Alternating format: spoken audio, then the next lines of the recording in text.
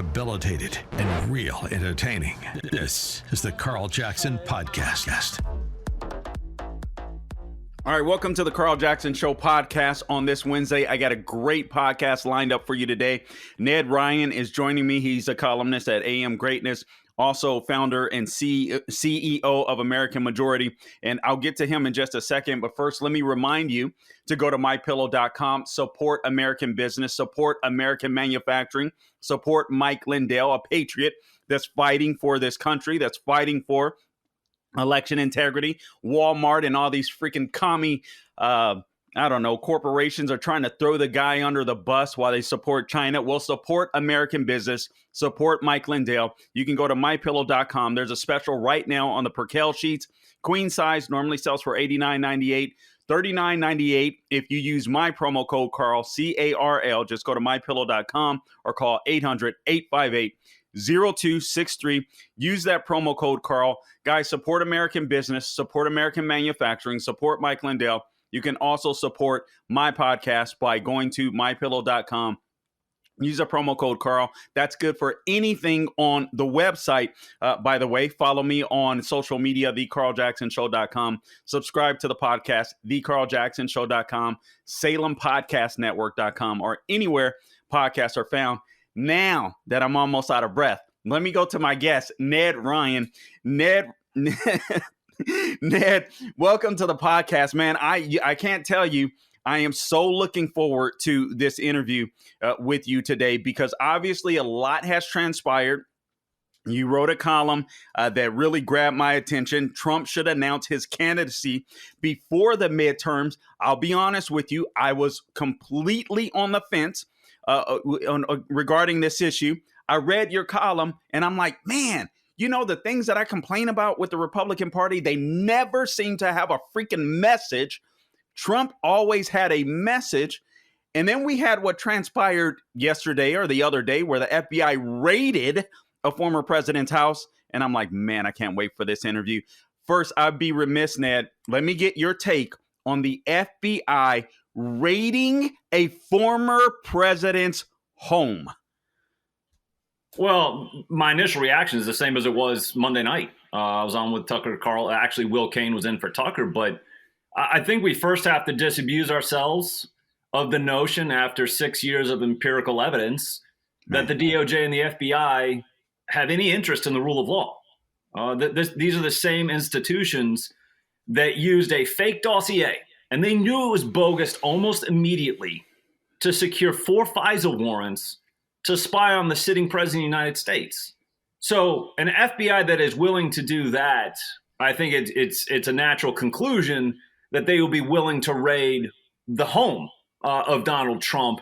And I have to tell you, Carl, I suspect it's really for no other reason except for purely political. I think the DOJ and the FBI, as I wrote back in December for American Greatness, in which I called the DOJ and the FBI the Praetorian Guard of the Administrative State, they're not interested in the rule of law. They are interested in protecting and defending the interests of the administrative state, of which they view Donald Trump as an existential threat to it. So when you put all these things together, don't care about rule of law, will use the most spurious of reasons to spy on a sitting president, and do not view themselves as anything as that, but more as a defender of the administrative state to attack and weaponize against whether it's Donald Trump or parents who they view as domestic terrorists for threatening for showing up at school board meetings. When you get to that point, I think we've got real issues. And in fact, I've written about the founding of the Republic. When you come to this point, when the supposed guardians of the rule of law are weaponized against political opponents, I don't think it's hyperbole to say you're in the last days of the Republic, and what comes next is anybody's bet. Man, you know, I'm speaking to Ned Ryun. Ned, do me a favor too. You go into my buddies, the American Adversary show frequently. I forget the name of your book. I don't know why I didn't research that. I just want to be completely honest with you. If you will mention that in every place where people can find you, I want you guys to follow this guy. I want you guys to read his columns at AM Greatness. He does great work. You know, I have the privilege of listening to his interviews with my buddies, the American Adversaries, frequently. And I always love what he has to say. So if you can tell people where they can find you, Ned, and we'll just proceed with the interview after that. So there have been two books recently. One was called Restoring Our Republic, and really is a layman's.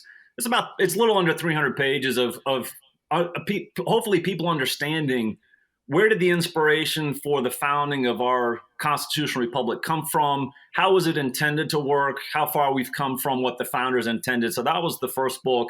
And I would encourage people, a lot of what I write about, I know is not being taught in public schools. So really is a layman's approach to understanding the founding of the republic, the inspiration for the republic, what was intended by our founders for our republic, and quite frankly, how far we've come from that original intent. And then the next book was called The Adversaries, which of course your buddies on The Adversaries radio show love.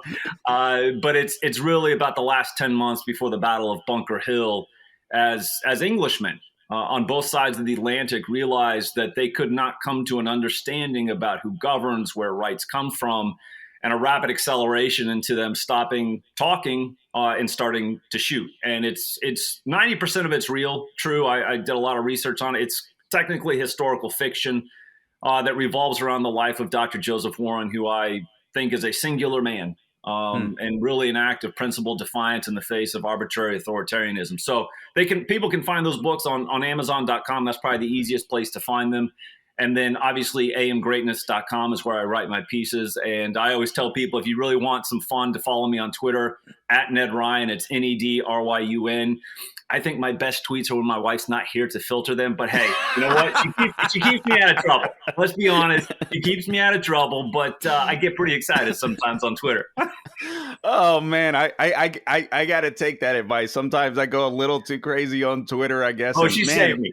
She's totally saved me. Trust me. Oh, that's good. Good stuff. All right. So let me say this, Ned. In my opinion, I expect the left to act like the left. And right now, I do believe, this is my opinion, I believe that the Democrat Party is not a liberal party. I do believe they are socialists. I do believe they're Marxists and communists. I think this is where the Democrat Party is. And sadly, this is just me speaking, but I believe many voters for the Democrat Party are turning out to be useful idiots for something that oftentimes I don't think they realize how far the left has gone, just because they've been trained Republicans evil, Republicans bad, Republicans racist, so on, etc. They don't even know the history of their own party. Let me say this and let me get your response to it, Ned. In my opinion, again, I expect Democrats to act like Democrats, but what upsets me to no end is that I think there are two types of Republicans. I think there are Republicans that understand the existential threat that the left poses to the United States of America, and there are Republicans that don't. We could use moderate, we could use rhino, but to me, that's the distinction. Your take? No, 100%. I totally agree. I was infuriated, not surprised, but still infuriated by many Republican senators' responses yesterday in regards to the FBI raid on Trump, in which there was deafening silence from the Republican leadership in the U.S. Senate, from Mitch McConnell to John Thune to John Cornyn. All of these guys could barely even say anything, if they said anything at all.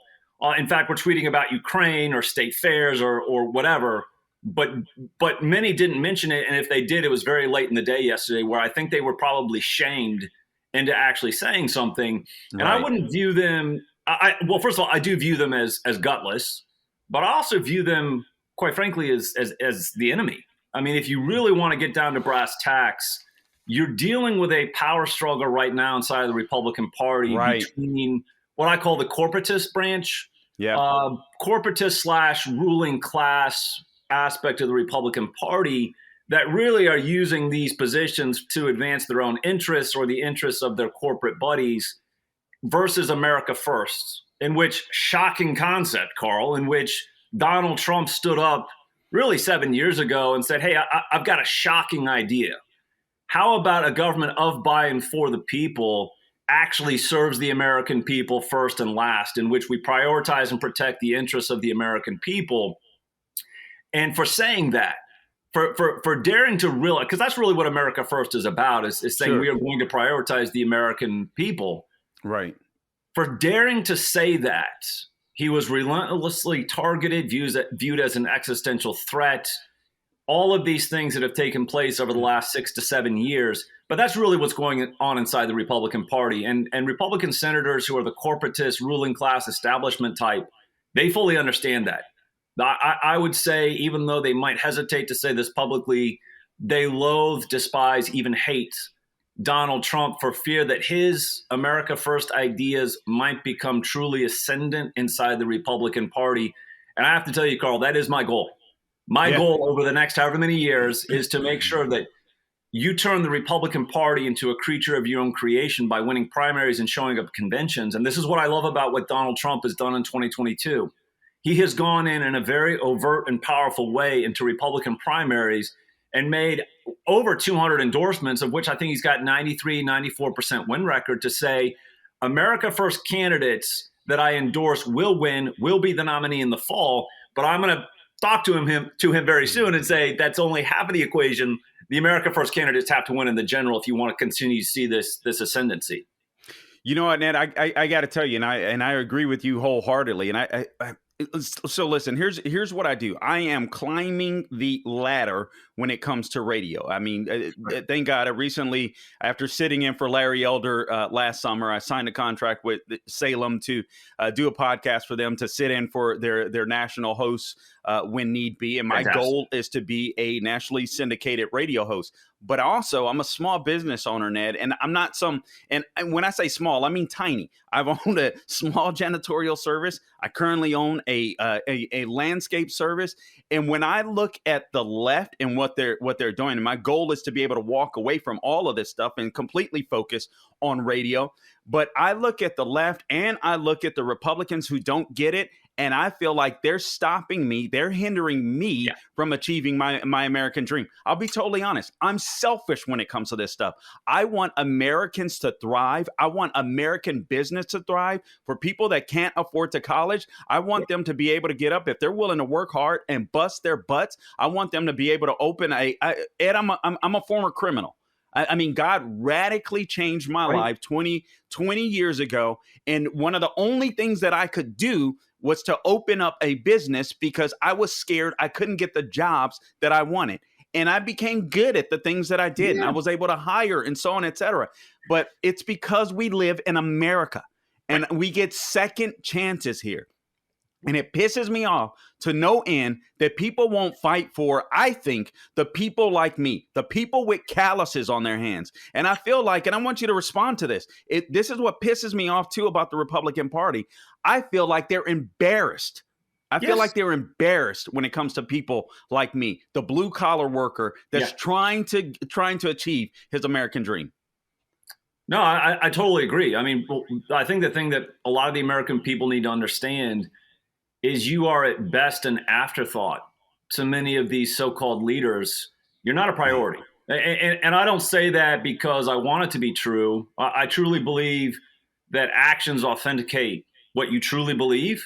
And by their actions, by what they're prioritizing, just for example, Carl, the fact that we've sent, I've lost track, 50, 60, 70 billion, whatever it is, to Ukraine, to an Eastern European nation that has absolutely nothing to do with our national interests, in which many of these Republican senators have said, oh, yeah, we think this is a great priority. We should actually do this and take hard-earned American taxpayer dollars and go fund this as our southern border explodes, as inflation's exploding, as now the Democrats have decided with their Orwellian Inflation Reduction Act to raise taxes to focus on climate change, which is a fool's errand. And Republican senators, for the most part, just don't care. They literally don't care. They have other priorities. It's not the American people. And again, going back to what I said earlier, the corporatism that is infected, and I truly mean this, infected the Republican Party, is something that we need to actually expel from the Republican Party. Because, listen, I'm all for the free market. I'm all for businesses having as little government hindrance as possible to be successful, whether it's corporations, whether it's small business. But at the same time, when you cheat so much towards the corporations, that is your only priority, and you're not focused on making sure the American people at all levels in all stations of life are actually thriving and succeeding, we've got a real problem. And I think that's kind of where we're at right now with the Republican Party, especially in D.C. Yeah, you're absolutely right. And a year or two ago, Ned, I don't know that I would have spoken. Well, actually, I've spoken harshly about the Republican Party for quite some time. But, I was one of these guys where I'm like, hey, tax cuts for corporations and all this kind of stuff. This is where I stand. I know you have Trump's ear. I hope you will share this with him in the future. I do think he's going to be the president. I love Ron DeSantis. I'm not going to lie. But I just think Trump is going to be the president. But I want corporations that leave America. I don't want them to have the privilege of trademark, all these special privileges that corporations get when they leave America. I'm sorry.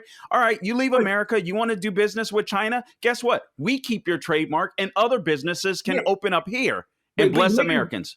But you make a really good point, Carl, to further this point. I don't view corporations as being America first. They are not.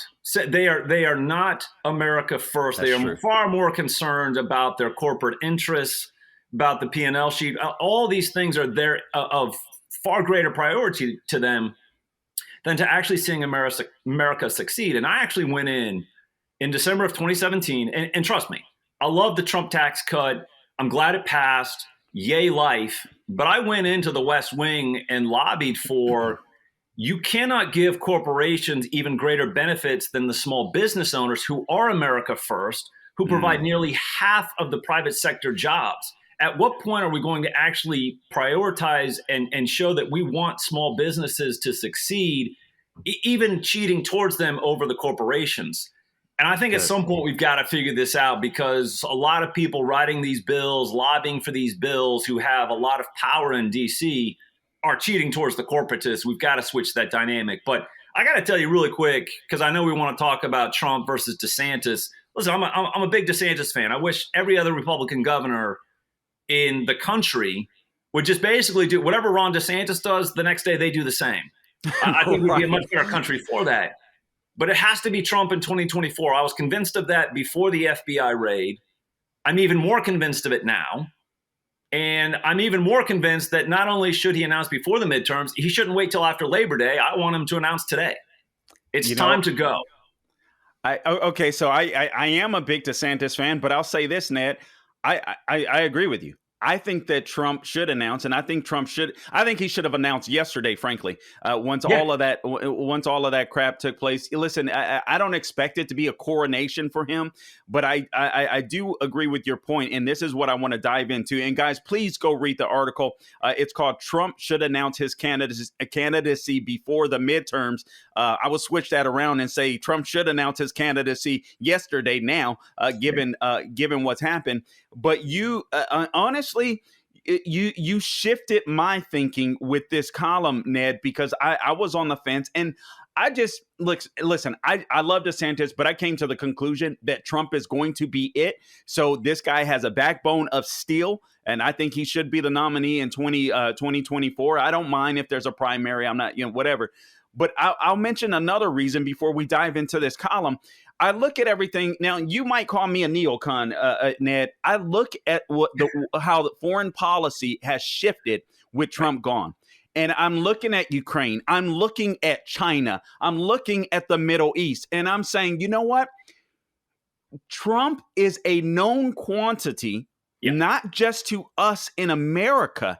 He's a known quantity for world leaders. He's a known quantity to Xi Jinping, to Kim Jong-un, to all of these people around the world. So they know foreign policy scares me, because I do believe in America first. I do believe that we need to fix America. But I'm thinking too, Ned, I look at Xi Jinping. You can't convince me that while Biden, this senile punk, is sitting in the White House, the rest of these nations aren't going to try to become numero uno. Well, and I think with Trump in, that we have a chance. Yeah, no, I mean, I think the thing that you need to understand about where I'm coming from is I completely 100% absolutely reject this idiotic fool's errand of nation building.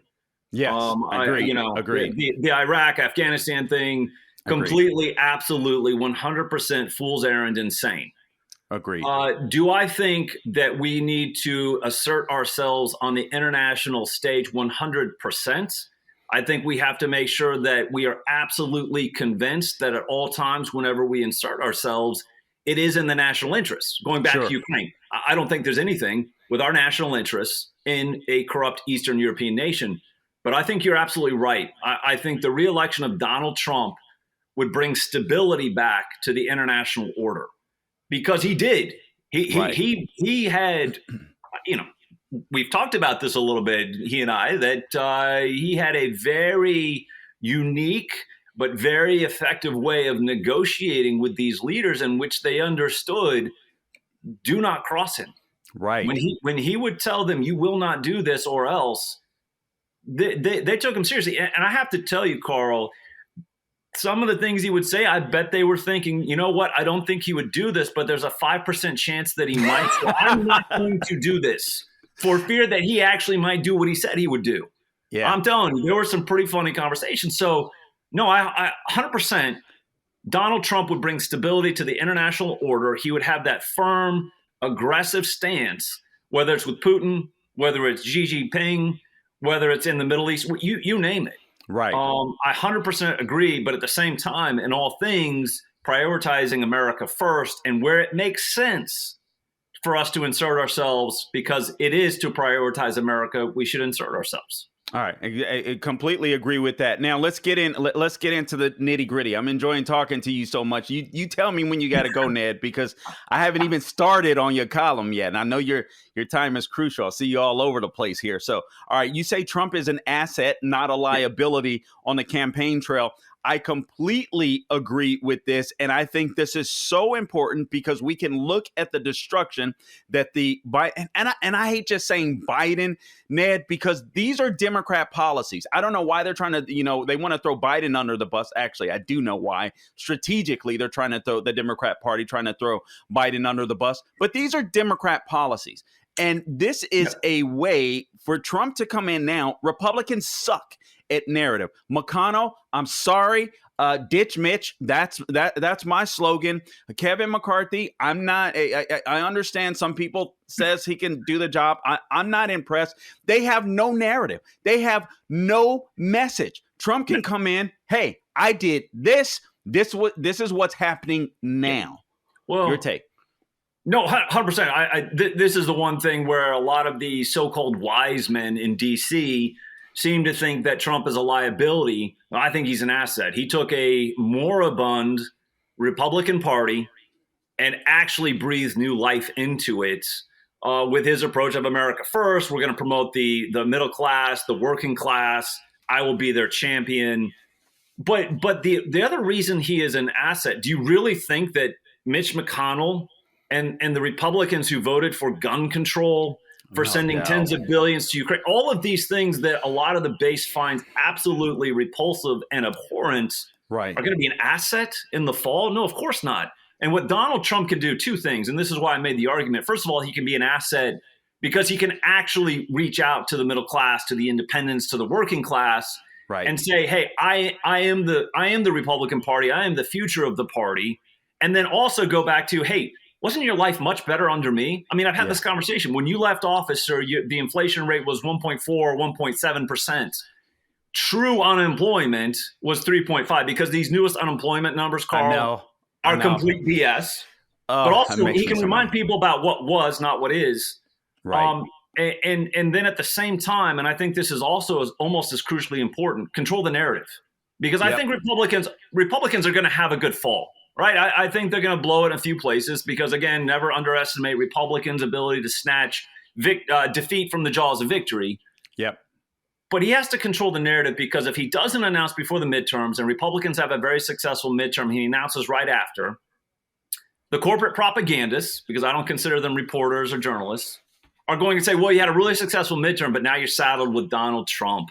Like, it's all going to be really hard for you to win again in 2024. He goes in before the midterms, actually proves himself an asset. We take the House, we take the Senate, we have massive gains at the state level. You remove that narrative from the corporate propagandists. And I think that's actually pretty crucial. Honestly, I think that is this is reading this article again. I encourage you, go online, read this. AM Greatness. Trump should announce his candidacy before the midterms. Now, it was written on July 26th. Quick Google search and you can find it. Also follow Ned at Ned Ryan, NEDRYUEUN on Twitter. That's at Ned Ryan. Follow him there. But I want you guys to read this article because this is the narrative. The narrative is actually what swayed me, Ned. The more I thought about this, I'm like, yeah, exactly. McConnell does not have a message, and I think McConnell is a Democrat. Just my opinion. Uniparty. Yeah, No, exactly. But really quick, Carl, before we go, there is a uniparty in D.C., and it's been around for about 100 years, if you look back at the progressive era, but a uniparty that uses the power to promote their own interests. There's different shades of the uniparty, obviously the far left, obviously the corporatists, but they're all a uniparty. Sure. And I think you're absolutely correct in saying, I wouldn't say Democrat, I would say uniparty, in which he is more interested in the ruling class versus the American people, in defending and protecting his own interests and the interests of his cronies, than in any way giving more than a second thought to the American people. I totally agree. I like that. I like that. That makes total sense to me. Another thing that I like, Ned, about Trump announcing today is literally to force the Republican Party to be American first, to force the Republican Party to go right. And I think he can do that by controlling the narrative. I think he can squeeze the McConnells of the party, kind of out of the party, if you will, or make them largely irrelevant. So this is another reason why I love your narrative. You can go back and forth. Again, you talked about inflation. We can look at gas prices and all this kind of thing, all these things. But I think Trump has the power and the persuasion to force the party to go right so that we see a clear difference. So there is no uniparty as you framed it, but there's a clear difference between the Republican Party and the Democrat Party. Because I got to tell you, Ned, and I know you know this, the only reason that I am chomping at the bit to vote on November 8th is because I can't stand what the left is doing to the country. But at the same time, I look at the Republican Party and I'm like, well, what the hell are you doing for the country? And it's so frustrating. This is what concerns me a bit, Carl. Listen, I think McCarthy, having talked with Jim Banks and some others who I trust inside the U.S. House, I think we could probably get McCarthy to do some of the stuff. I don't want to even put a percentage on it, but I think he will be able to do some beneficial stuff with the majority in the House. Mitch McConnell, are you serious? Outside of judges, I wouldn't trust Mitch McConnell on anything at all on any level. And I think what they're going to do with power is to continue to pursue their corporatist aims as much as they can. And this is why you've got to change the party. It's not so much about Republican majorities. And I think people get stuck into this, Carl, with we got to take the majority in the House. We got to take the majority in the Senate. No, you have to take the majority within the majority with the right people. You have to have an America First majority inside the Republican caucus in the House. You have to have an America First majority inside the U.S. Senate Republican caucus. And until you do that, you're not going to actually see real progress on an America First agenda. And I've told people inside Trump world, Trump's got to run. Trump's got to win. I think from day one, you will see personnel done correctly.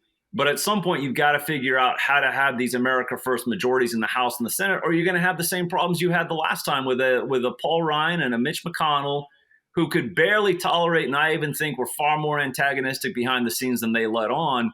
We cannot have that dynamic again. Yeah, totally agree. We should have gotten so much more done. I can't stand the Democrat Party, Ned. I mean, I woke up from, it's been 20. It's the un-American left. What's that? It's the un-American left. I think we need to understand, even though the storefront says Democrat, the essence of it is a deeply un-American far left that has nothing to do with our free American republic. They truly hate our founders. They truly hate the republic. Like that. They loathe and despise the American people's way of life. I'm sorry, you cannot tell me. I am convinced, remain fully convinced, that everything they're doing is fully intentional. They didn't screw up on energy policy. They haven't screwed up on immigration. They haven't screwed up on any of this. You look back and realize that between inflation and taxes, they will grind the middle class into submission. With immigration, they are fully intent in destroying national sovereignty. And why all of this? Why are they doing this? Because they truly loathe, hate, and despise the American way of life. And because the dirty little peasants haven't figured out what's best for them, they will be made to submit and comply or else. And I think this is where we're at right now in American politics. Ned, I thank you for framing it that way. I love that. I'm a steal that and pretend like I'm as smart as you on framing these. No, you can do it. Steal away. Go for it. No, but you're absolutely right. I look at if I could just go over a couple of things, and then I do want to talk to you about just a couple of things that concern me about Trump. Maybe you can clarify some things for me here. But one thing, I look at this Inflation Reduction Act that is passed. I don't understand why Republicans aren't on every freaking social media platform if they can't get on mainstream media. Talk 87,000 IRS troops, I guess is what I'm gonna call them. That 5 million rounds of ammunition. Yeah, buying up ammunition. And I'm like, okay, Republicans, I really think Mitch McConnell and Kevin McCarthy, I think this is a great time to get on your soapbox and say, when we get in, we will defund this nonsense. We're not going to have IRS agents or troops attacking the middle class. We're not going to have, I'm like, this is so freaking easy. This is easy. This is what is galling and shameful. I think Donald Trump needs to absolutely be saying these things, but they should as well, that we will defund the IRS. We are going to defund the FBI. We are going to completely reimagine the DOJ.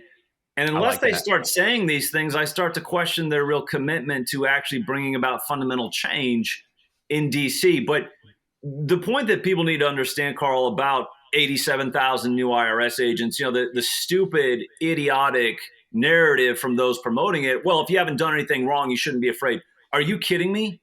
I've actually been involved in what I consider highly politicized audits, not because there was anything done wrong, get a clean bill of health, but they do it for political reasons. Are you kidding me? They're of course going to use this for politicized audits. And at the same time, I've seen estimates from some of those promoting this. They think they can squeeze another $1 trillion of revenue a year out of the American middle class to promote their and fund their administrative state. 100% they are going to soak the middle class, and these are going to be politicized. And every last American taxpayer, regardless of party affiliation, should be saying, oh no, I do not support this at all. And if you don't dismantle this immediately, I'm voting for the party that will. Yeah, man, thank you. And let me say this, because you have Trump's ear. You tell me what you think here, Ned. I don't agree. I hear some Republicans, some conservatives, some colleagues even, hey, we've got to scale back this bureaucratic agency. I got to tell you, Ned, I don't understand why we have a CDC, NIH, NIAID. I mean, we can't abolish one of those. I want to abolish bureaucratic agencies so they can no longer circumvent the will of the people. I'm not convinced that we need the FBI, given the fact that these freaking people are political hacks to unprecedented raid a former president's home when you got Hillary Clinton, deleted 3,000 emails. Who's the guy that for Clinton that stuffed documents in his freaking pants? And you're going to go after this guy, after Trump, after he allowed you into his home. You worked out a deal with him, told him to put a lock on the safe to put stuff in. And then you come back and play this political game. I'm like, you know what? You don't deserve to exist. Let's figure it out. Let's consolidate and get rid of these agencies, some of them anyway. Oh, no, I totally agree. I mean, we are in many ways living the progressive statist. It's not a dream. It's a nightmare that they put in motion 100 years ago, in which they wanted to create a massive administrative state filled with unelected bureaucrats with as little political oversight from the duly elected representatives of the American people, because they thought that's how progress would be achieved. And my next book is on this very topic, Carl, American Leviathan, to discuss this. But Donald Trump, and I've told him this, I'm going to continue to reinforce it. He talks about draining the swamp. The foundation of the swamp is the administrative state. You break the state, you drain the swamp. Good. And until you actually take a very forceful and aggressive approach to saying, and I love this whole idea of the Schedule F, where they would reclassify 50,000 federal employees to be at will so he can fire them. But there are 800,000 non-essential federal employees? Why aren't we saying we're going to fire all 800,000 of them? Why aren't we going to shut down some of these terrible, absolutely terrible agencies? Man, good deal. Listen, Ed, or Ned, I know you have to go shortly here, but let me just ask you to opine on a few concerns that I had with Trump. One thing I'm hoping is that I do suspect Trump will be the nominee, and the more the more we dive into this, I want him to be, especially considering what the left is doing. But here's what I don't want. I know there's a clash between. I don't know if it's media made. I don't know if there's something internally going on between Trump and DeSantis. But what I fear is that Trump will end up branding DeSantis like a lying Ted Cruz or something like that. And I'm like, Trump, I love you.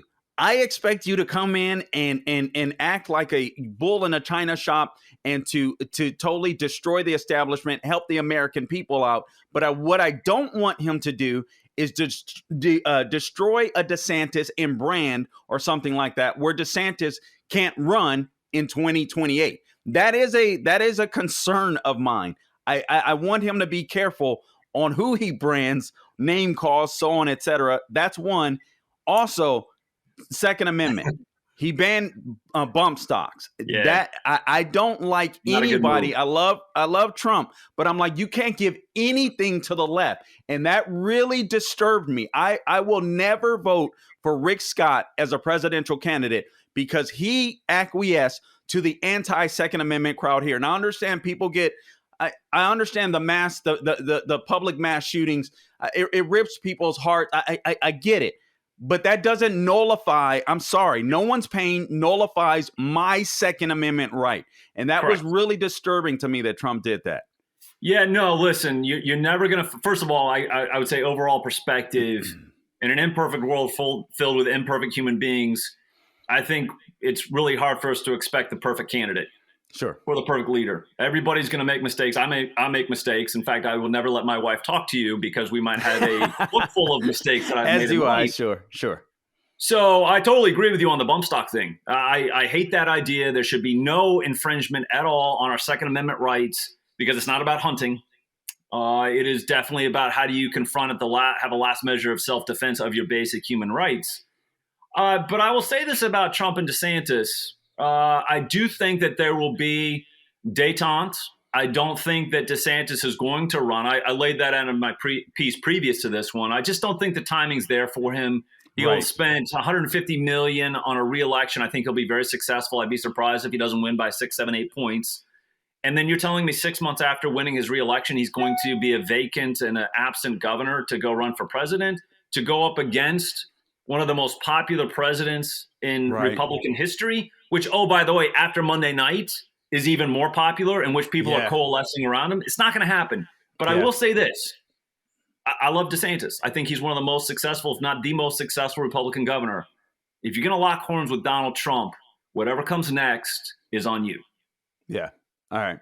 Yeah. Fair enough. Fair enough. So DeSantis, don't do it. But I would ask, please don't do it. And Trump, please don't brand him either, because I want to see. But doesn't it show you, Carl? Doesn't it show you the power of Trump's ability to brand people? Yeah, and this is why you does. Be very careful what you get into, because Donald Trump has a very unique skill set in which he's able to brand people, and you still remember it 6 years later because of the power of his ability to do that. So again, if you want to lock horns, be very careful. Fair point. Okay, last thing here, and again, I'm speaking to Ned Ryun. Please follow him on Twitter at Ned Ryun. You can check out his columns, AM Greatness. Get his books.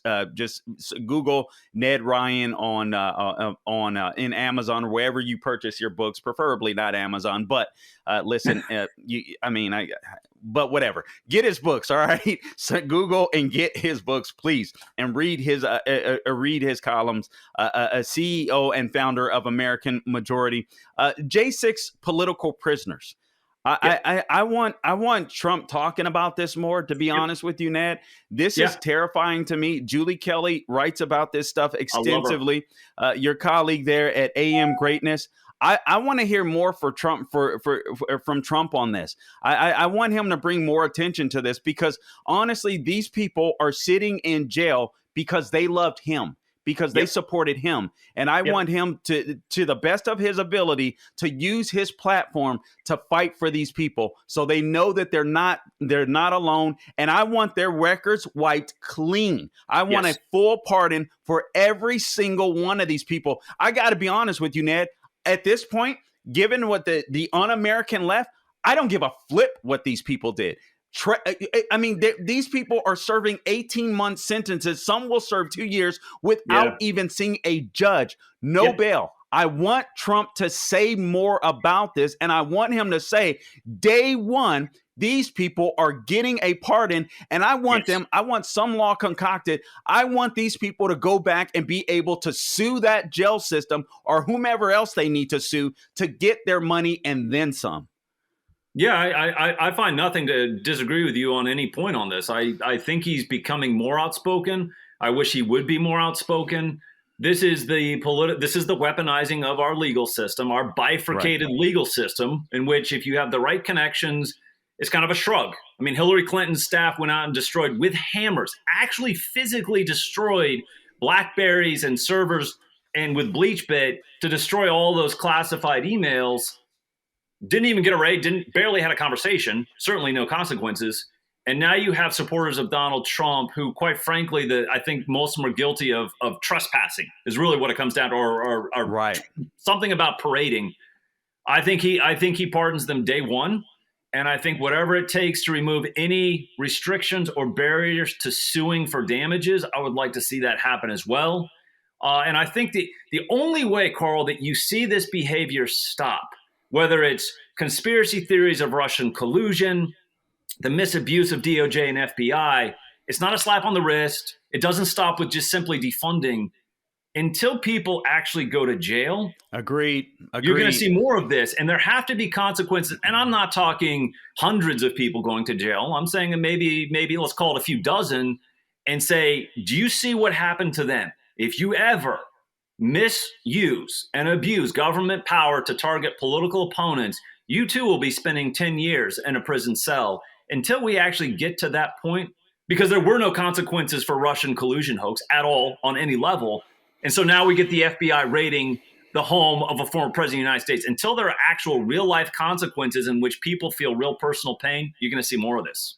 Yeah, I totally agree with you, Ned. Listen, Ned, I appreciate you taking the time with us today. And guys, again, please read the column. Trump should announce his candidacy before the midterms. Now, I think we both agree that Trump should announce his candidacy today or yesterday.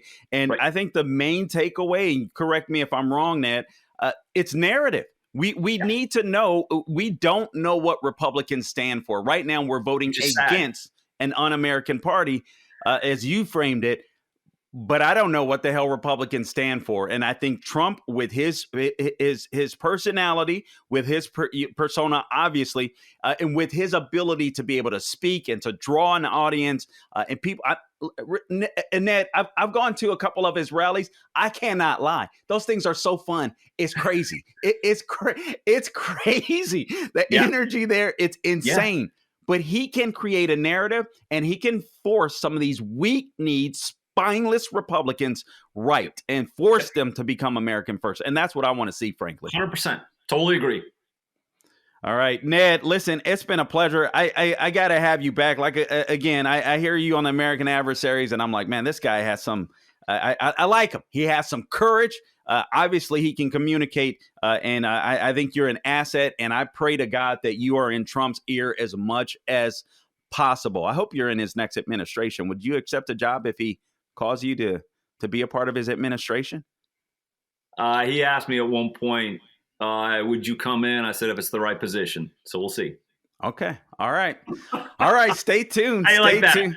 Stay tuned. That was pretty good, Ned. I see why you're writing and getting paid the big bucks. That's that was good. All right. So stay tuned. Ned Ryun, man, it's been a pleasure. I've enjoyed this. I enjoy your writings.